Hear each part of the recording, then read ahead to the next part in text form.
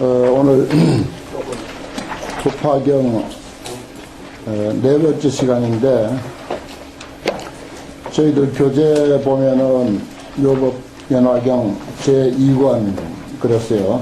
이건 이제 옛날에 그 책을 이렇게 지금처럼 이렇게 하질 않고 줄마리로 해서 책을 했기 때문에 말권자를 썼죠. 그 적당한 양이 돼 이렇게 펼쳐서 감당할 수 있을 만한 취재 페이지 수가 그래 되면 이제 그게 한 권 그렇게 됐어요. 그래서 사실 이 권은 크게 의미 있는 것은 아닙니다. 그런데 이제 옛날 권수로 7권이죠. 법화경 7권. 이런 것도 우리가 서지학적으로 알아둘 필요는 있습니다. 그래서 7권으로 만들었는데, 오늘 품수로서는 제3품, 비유품 이제 공부할 차례입니다. 법화경을 공부하면서 참 정말 법화경 안에는 우리가 공부해야 할 것이 대단히 많구나. 그 속속들이 그 숨어있는, 숨어있다기보다 그 속에 이미 담겨 있는 것을 우리가 이제 미처 잘 모르니까 숨어있다 이렇게 이제 표현을 하는데, 법화경 한 구절 한 구절 속에 담겨 있는 그런 참 심오한 진리의 가르침을 우리가 제대로 공부해서 그것을 좀 해설해내는 일이 참 중요하겠다 하는 그런 생각을 하면서, 또 이렇게 보니까 앞에서 본 우리 방편품, 법화경 안목이다 그러죠. 법화경 안목이라고 하는 방편품, 그 방편품 한 권만, 한 품만 가지고도 큰 그 불교를 알리는 좋은 아주 그 한 권의 경전이 되겠다 하는 그런 생각을 합니다. 봉품, 그거 우리 관경이라 해서 한 권의 경으로 우리가 받들지 않습니까? 방편품의 내용은 사실 알고 보면은 봉품하고 비교할 바가 아니죠. 그만치 아주 심오한 내용이 많이 담겨 있습니다. 거기 우리가 봤듯이 정말 삼지 삼청장이라든지 또 십여시장이라든지 개시 오익 불지지견이라고 하는 이야기라든지 또 일대사 인연이라는 그런 말, 그리고 또 5,000명이 자리에서 물러갔다 하는 5,000대석장, 또 오불, 5유의 부처님이 증명했다 하는 그 오불장의 이야기라든지, 또 더욱 이제 그 방편품에서 중요한 것은 만선성불, 조그만 작은 선도 그것이 성불의 인이 돼서 사실은 개2성불도 다 이미 성불에 마쳤다라고 하는 이 아주 말은 쉽고 간단한 것임에도 불구하고 이 속에 담겨있는 무궁무진한 그런 그 의미, 이런 것들은 참 아무리 우리가 강조해도 지나치지 않을 그런 그 내용들이 방편품에 담겨 있구나, 그런 생각이 들어요. 그래서 방편품 하나만 가지고 한 권의 책으로서도 충분하다, 내용이 충분하다 하는 그런 생각을 합니다. 가르치는 사람은 늘 그 욕심이 그래요.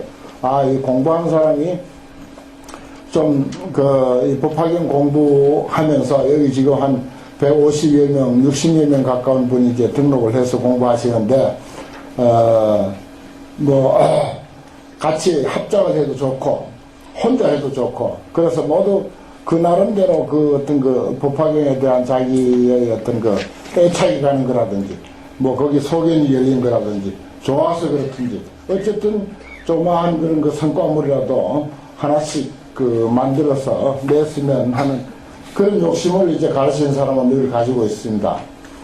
그런 입장에서 이제 방편품을 볼 때, 참 이건 정말 우리 많은 사람들이 이 방편품 한 품만 가지고 연구해서 설명해도 참 좋은 책이 되겠다. 그리고 또 오늘 공부할 비유품도 방편품 못지않게 양도 상당히 많죠, 비유품은. 그래서 비유품도 이 한 권의 책으로서 아주 훌륭한 그런 내용이다 하는 그런 생각을 했습니다.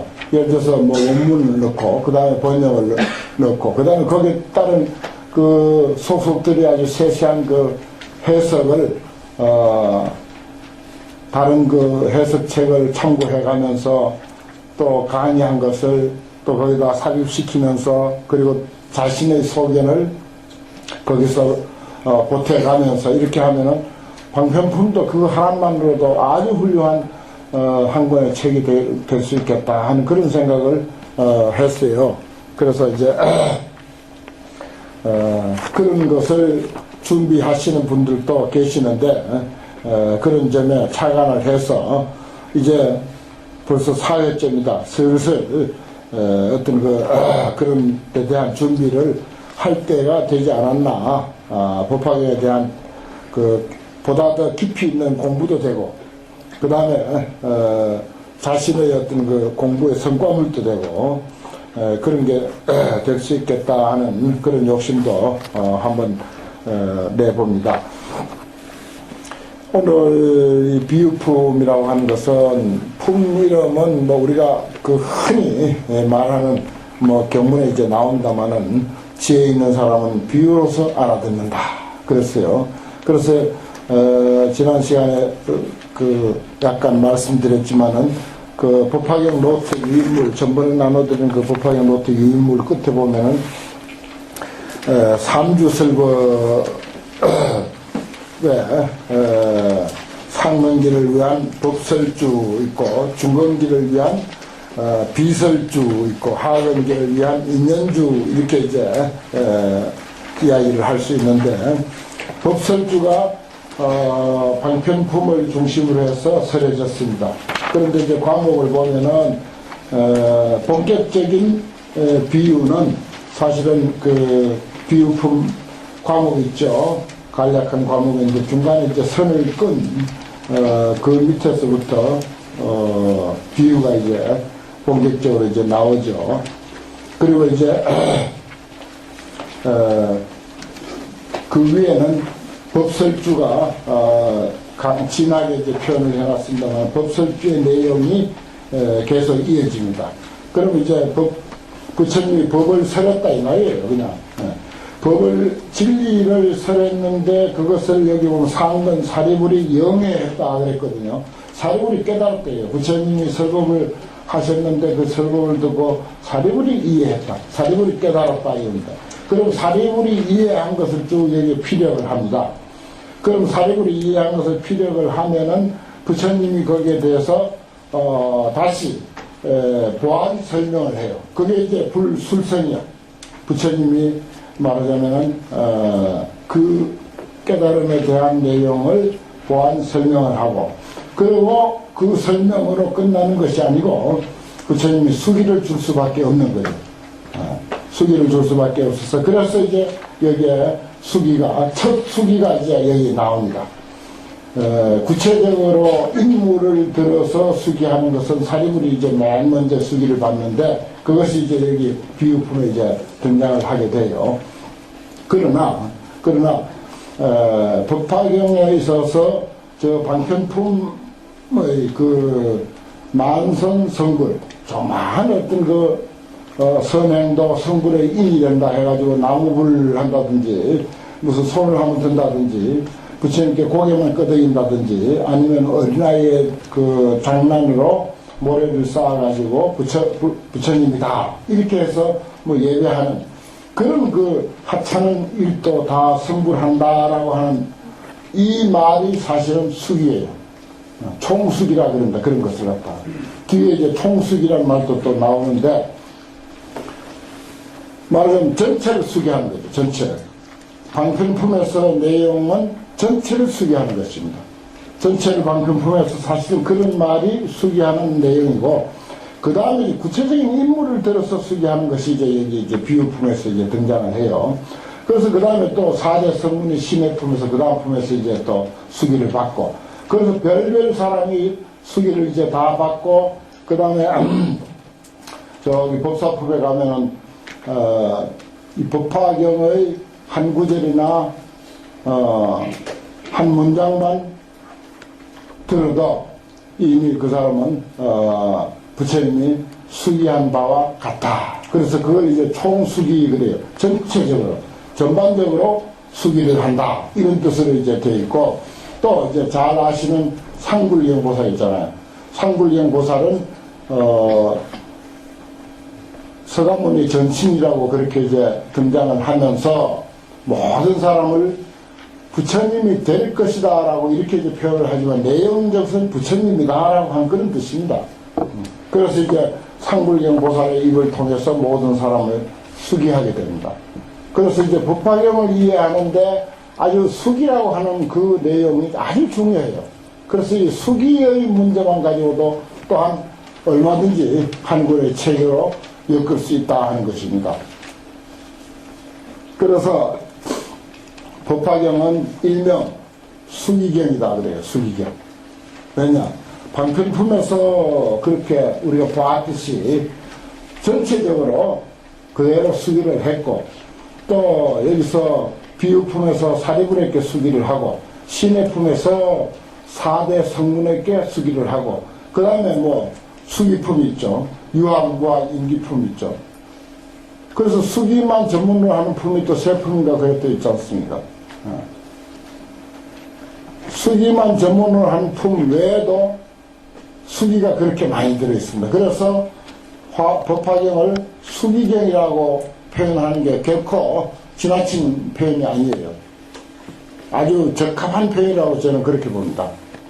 그래서 이 법화경이 부처님 열반을 앞두고 설해진 그런 그 경전으로서 왜 수기가 이렇게 많이 등장하는가, 이런 문제도 우리가 좀 깊이 이해해야 할 그런 그 내용입니다. 오늘 그 나눠드린 그 사랑의 부처님이다라고 하는 게 이게 이제 과거까지는 그렇습니다. 이 법화경을 공부하는데 이 수기의 문제, 특히 수기의 문제를 어디까지로 이해하고 해석할 것인가, 이게 큰 문제였어요 사실은. 그래서 미래에 성불을 할 것이다, 또 미래에 이러이러한 선행을 닦아서 그 공덕으로 성불할 것이다, 여기까지밖에 말 못했습니다. 일본 학자들이 법화경을 좋아하고 법화경 연구를 많이 했는데 그 사람들도 아주 조심스럽게 거기까지밖에 이야기를 못했어요. 그래서 나는 그 말이죠, 완성품이 아닌 완전하지 않은 그런 해석이다, 저 나름대로 이제 그렇게 봅니다. 왜고 하니 여기 이제 법화경 노트에도 그 말씀을 그 약간 메모를 했듯이 보면은 그런 말 있죠. 조사어록의 불,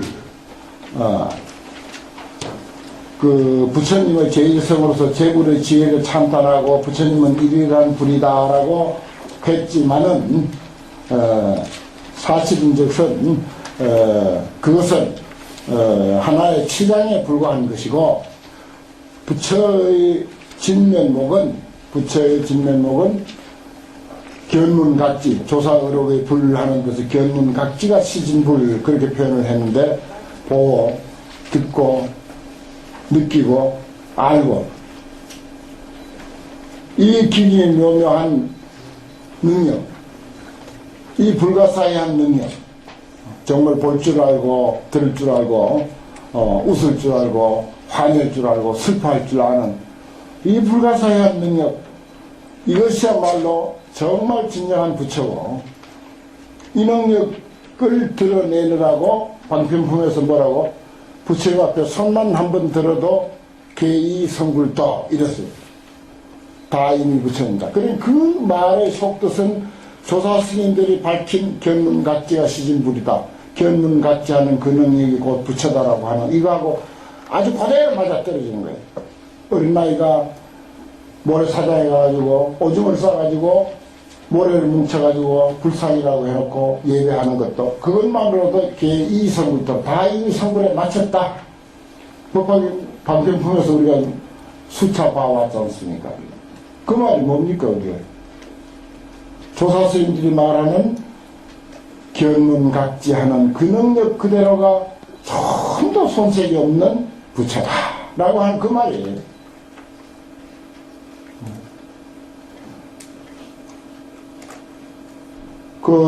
우리 어록에서 흔히, 인용하는, 대주 스님이 마조스님 찾아갔을 때, 네가 여기까지 왜 왔냐? 성불 하려고 왔습니다. 공부해서 부처되려고 왔습니다. 자기 보물은 돌아보지 않냐고, 쓸데없이 돌아다니려고 한다. 그러니까, 내 보물이 뭡니까? 아니, 지금 너가 궁금해서 나에게 묻는 그 능력이야말로 진짜 보물이다. 진짜 부처다. 그래서 그 대화가 말과의 절창이다.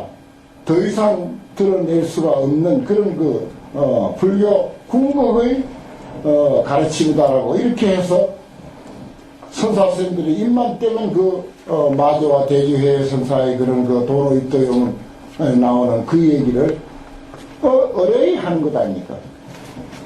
그러니까 이게 문제예요. 이런 문제를 우리가 아주 명확하게 세워놓고 그 다음에 무슨 소승경을 보든지 대승경을 보든지 무슨 경을 보든지 이 종지가 바로 서 있고 나서 그 다음에 그 부분 또 그 경전이 어떤 근거에 어떤 이치를 이야기하려고 했는가 하는 것. 그건 이제 별개의 문제예요. 최소한도 법화경을 우리가 공부할 때는 이 수기 중심으로 되어 있는 경전, 한마디로 법화경을 수기경이라고 할 정도로 이야기를 했는데, 그래서 언제 부처가 될 것이다 라고 이렇게 미래지향적으로 이야기를 했지만 내용은 이미 부처다라고 하는 그 사실, 그걸 이제 우리는 좀 더 발전된 법화경 이해라고 그렇게 이제 우리가 보고 공부해야 된다는 그런 마음입니다. 그래서 그것만 우리가 확실하게 마음에 다가서면은 크게 어려울 것이 없지 않는가. 기타 소소한 것은 전부 교리적인 이야기다. 그렇게 이제 볼 수가 있어요. 그리고 오늘 나눠드린 부파 치료와 화택의 비유에 나타난 번외 이렇게 했는데, 이제 비유품에 들어갔으니까, 법화경은 이제 7가지 비유가 아주 유명해요. 7가지 비유가 아주 유명한데, 처음에 우리가 이제 만나게 된 화택유 비유품이 있고, 궁자유, 약초유, 화성유, 의주유, 계주유, 그 다음에 의자유, 의사와 아들의 비유, 그런 뜻이죠. 이런 등등 7가지 비유가 아주 유명합니다. 그래서 이런 것들도 아주 비유만을 추려가지고 아주 한 권의 경어로, 한 권의 책으로 이야기를 해도 이거 한 권 가지고 안 될 정도죠, 이런 걸. 아주 좋은 소재죠. 그러니까 이제 그런 것을 염두에 두고 공부하시는 분들은 하나의 자료 제공으로서 제가 이제 드리는 말씀입니다.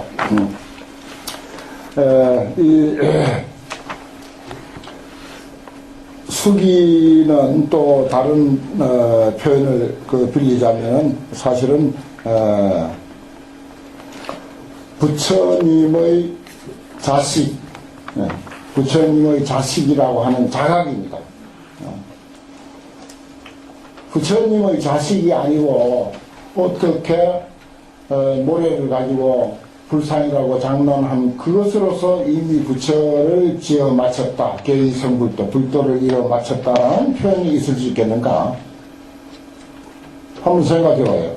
우리가 부처가 아니라면 어떻게 그런 부처 앞에 가서 고개 한번 끄덕였다든지 손 한번 들었다든지 절을 삼배했다든지 나무불 한마디 했다든지 하는 그것으로서 어떻게 다 이미 성불에 마쳤다라고 표현할 수 있느냐 이거예요. 그것이 우리에게 가슴에 와 닿아야 된다는 거예요. 그래서 이미 우리는 수기를 받은 거예요. 우리는 부처님 앞에 1000번, 10,000번, 수억만 번 기도했고 연불했고 예배했고 경전을 해마쳤어. 법화경에 표현된 그런 어떤 인연으로 비교하자면 수만 배, 10만 배, 수억만 배를 우리는 선행을 이미 했어. 그러고도 우리가 스스로 불자, 부처님의 자식이라고 자각하지 않으면 안 되는 거죠, 이건. 당연히 우리는, 부처님의 자식이니까, 뭐, 그대로 불자라고 하는 표현을, 부처님의 자식은 곧 부처님이야. 그런 자각이 되어야 된다. 이것이 이제 참 법화경을 공부하면서 우리가 구축해야 할 중요한 그런 그 사안이다. 이렇게 이제, 생각을 합니다. 그런 내용도 이제 법화경 요 비유품만 해도, 자주, 등장을 합니다. 비유품에 이제 첫 구체적인 수기가 나오고 하기 때문에 이제 이런 말씀을, 드리게 됩니다.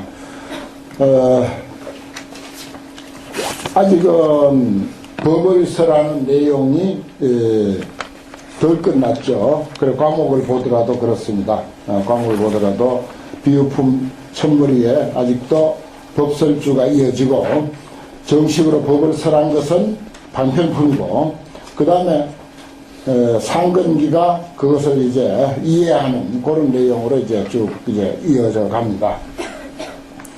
그때 사리불이 용약환희해서 방편품에서 이야기하는 그 어떤 행위하는 그 자체로서만 으로도 충분한 부처다라고 하는 그 사실입니다. 그걸 듣고는 용약환희한 거죠. 그래서 곧 일어나서 합장을 하고서 처망존하니라 부처님 얼굴을 처망하고 백불을 하사되 금종 세존하와 지금 세존으로부터 차법음하고 이 법의 소리를 듣고 그렇습니다. 신의 용약하여 마음에 뛸 듯이 기뻐하는 것을 품고 미정유를 얻었습니다. 이게 이제 환이에요. 세 가지 기쁨이 있는데 이것이 이제 첫째 이제 환이야. 스스로 환희하는 것.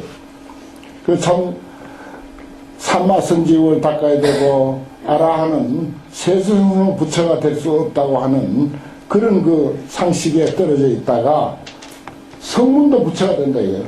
성문도 그대로 부처다.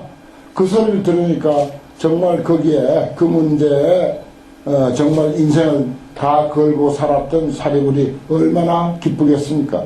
심의 용약, 득 미정유, 또 뛸 듯이 기뻐한다. 용약, 환희 이런 표현들이요. 그냥 쓴 글이 아니다. 이거보다 훨씬 더 어떤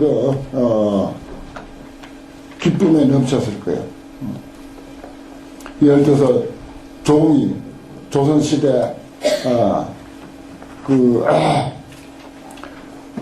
종으로 대대 손손 내려오다가 어느 날 양반으로 등록이 떡 됐다 이거예요. 그 종에서 풀려났다 이거예요. 그때 그 기분이 어떻게 하겠습니까? 자자손손 종의 자식으로서 공부를 잘해도 등용도 못 되고 못하고 어디 가도 종의 자식이라고 천대받다가 어느 날 양반으로 등록이 딱 돼버린 거예요. 그다음부터 양반이야 이게. 당당하게 양반이 됐다 이거예요. 그 기쁨 어떻게 하겠어요? 어떻게 했어요 그게? 이건 지금 그거하고도 비교가 안 될 정도입니다 사실이. 아라함이 부처가 된다고 하는 앞으로 부처가 될 수 있다고 하는 그것만으로도 대단한데 이미 부처다라고 했다면 이건 뭐 더 말할 나위가 없는 거예요. 방편품을 보면 알 수 있습니다. 소유자와 까닭이 무엇인가? 아서 종부라와 내가 옛날에 부처님으로부터 이와 같은 법을 들었는데 여러 보살들은 부처님의 그 부처가 된다고 하는 수기를 기받는 것을 보았다 이 말이에요. 보살들은 부처가 된다고 하는 소리를 듣고 그런 사실도 보았다. 그런데 그러면서 아유 저건 보살들의 몫이야. 내 몫은 아니야. 이런 생각하고 있었어요. 양반들 몫이지 종의 몫은 아니다 이거지. 그런 생각하고 있었는데 아담은 불에 사사라. 그래서 우리들은 이 일에 참여하지 못한다. 그래서 어떻게 심자 감상이라. 시민이 스스로 감상이란 말은 아주 슬프고 소외감 들어가지고 마음이 상해. 정말 죽을 맛이야. 그게 감상이에요 여기서. 느낄 감자 상할 상자. 완전히 그냥 마음이 상했대고요. 똑같은 사람인데 저 사람들 공부 많이 했다고 부처된다고 하고 우리는 거기에 참여 못해가지고서 너무 슬프고 소외감을 느껴서 실어 열애무량지견이라 호이다. 열애의 한량없는 지견을 우리는 잃어버린 사람이다. 이렇게 그냥 정말 비감에 떨어져 살았다.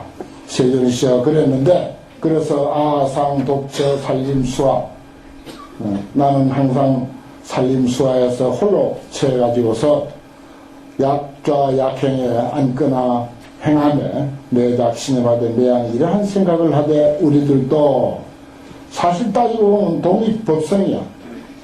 법의 성품 속에 다 들어있어. 우리도 진리의 세계 속에 다 들어있다고. 어느 누구 진리의 세계 속에 들어있지 않은 사람이 없어. 예를 들어서 그 유명한 대화 있죠. 저기 멸치가 용왕 보고 바다가 뭐냐고, 바다 하는데 바다가 뭐냐고 도대체. 그래 물으니까 용왕이 참 기가 차거든. 바다에서 태어났고 지금 아버지 어머니도 전부 바다고 선조도 바다고 사는 곳도 바다고 일체가 바다야. 멸치 그 자체도 바다고 용왕도 그 자체도 바다고 용궁도 바다고 전부가 바다인데 거기에 들어가지고 바다가 뭐냐고 멸치가 물었니 이 용왕이 기가 차는 거예요. 독립법성이야. 다 바닷속에 들어있다고. 진리의 세계 속에 산다. 뭐 보살만 진리 속에서 살고 아랑은 안 산다 이게 말도 아니지. 그래서 우리도 독립법성연을 운하 열애가 이 소승법을. 그런데 왜 부처님께서는 소승법으로서 우리를 제도를 보이는가? 이렇게 소승법 가지고 우리를 제도하느냐 이거예요. 시야동부라 이것은 막 그렇다고 부처님 내가 원망하지 않는데 왜? 이것은 우리들의 허물이지 열애의 허물은 아니다. 이렇게 이야기하고 있습니다. 소위장업 까닭이 무엇이냐? 만약에 우리들이 대설을 소인하여 원인되는 바 설함을 기다려서 그렇습니다.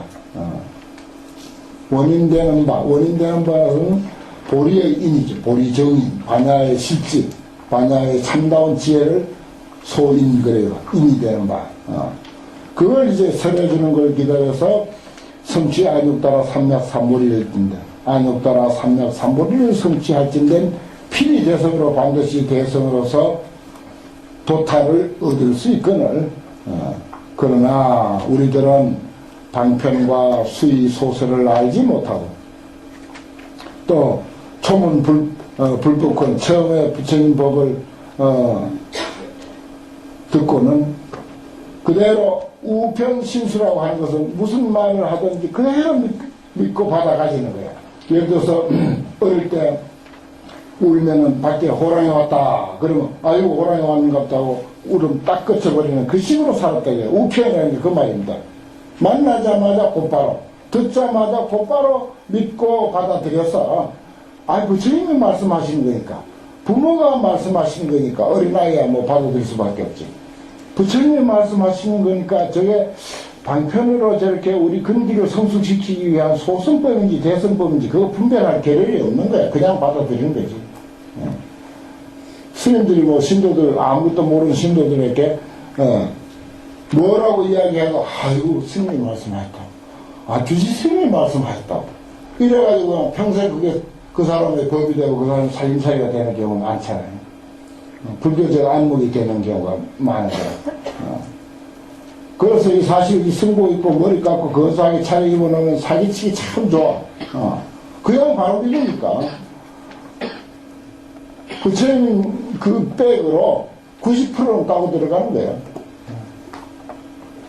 여기도 보면 부처님 말씀 듣자마자 우편신수야. 만나자마자 곧바로 그냥 믿고 받아들여서 사유 취정 보이다 그것을 사유해가지고서 증득을 취했습니다. 그러니까 열반이 최고야. 이러면 열반 그것을 그대로 그냥 공부해가지고 열반만 취해가지고선 그걸 이제 자기 살림살이로 삼았다. 그러면 뭐 좋다고 이렇게 한다 이거예요. 부처님이 꾸짖은 말씀 중에 담마기근이라고 하는 말이 있죠. 담마기근. 삼을 짊어지고 금을 버린다. 그래요. 하나 써볼까?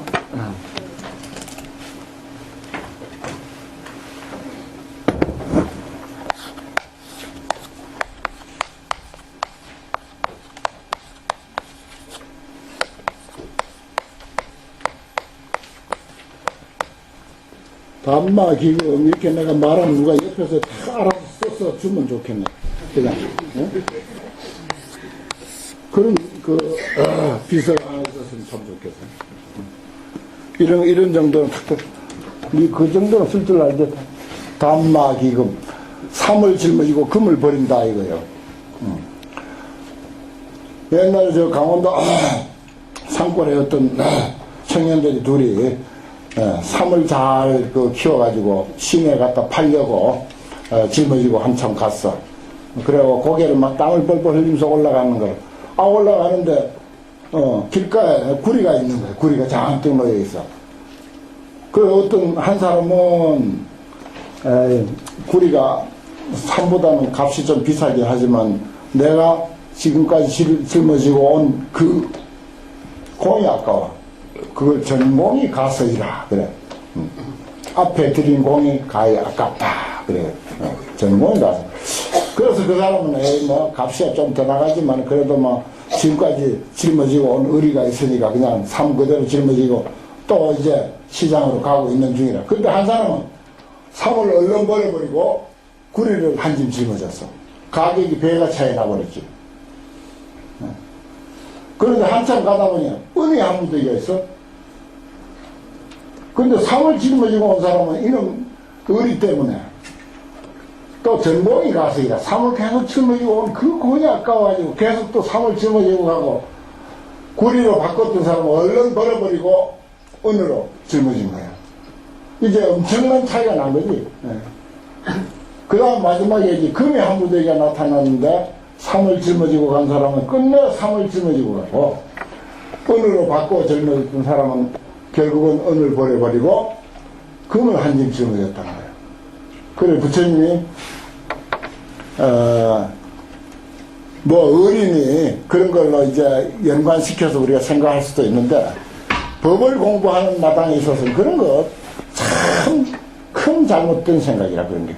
얼른 버려버리고 새로운 법, 좀 차원이 높은 법, 속엔 툭 터지고 바른 법, 이걸 얼른 받아들이는 그런 자세가 참 필요합니다. 그게 정말 중요한 거예요. 그래서 이제 어리석은 사람은 삼을 짊어지고 가고 금을 버렸다. 그런 표현을 이제 부처님이 구정을 했는데 여기에 이제 사리불 같은 사람도 지금 그런 어떤 그 갈등의 순간이야.